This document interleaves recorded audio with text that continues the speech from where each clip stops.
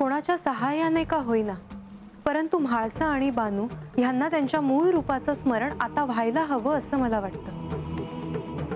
तुमचं हे म्हणणं मला कदापि मान्य नाही।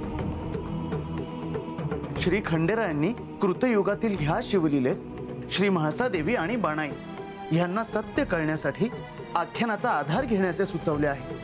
असं करताना अत्यंत निपक्षपातीपणे ते हे सगळं घडवून आणत आहेत। आणि त्यात जर अशा प्रकारे देवेंद्र हस्तक्षेप करणार असतील तर बाणाईला निश्चितच काही गोष्टी प्रथम कळतील आणि हे अयोग्य आहे देवी। प्रधानजी, इंद्रदेवांना गडावर बोलवणे अत्यंत आवश्यक आहे। होय देवा, मला देखील हेच वाटते आहे। मी आत्ताच नारद मुनींना इथे बोलवून घेतो।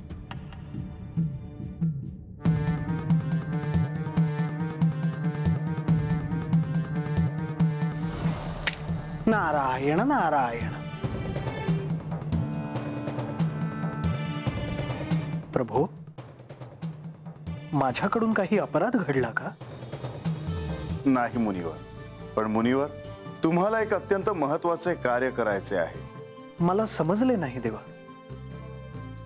तुमच्या शिष्येचे पिता अर्थात देवांचे राजे देवेंद्र यांचा हस्तक्षेप होतो आहे मुनिवर।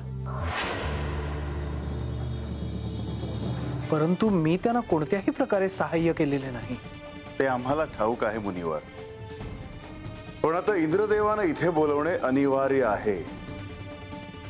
तुम्ही त्यांच्यापर्यंत हा निरोप पोहोचवा की इथे गडावर येण्यास त्यांना आमंत्रण दिले आहे।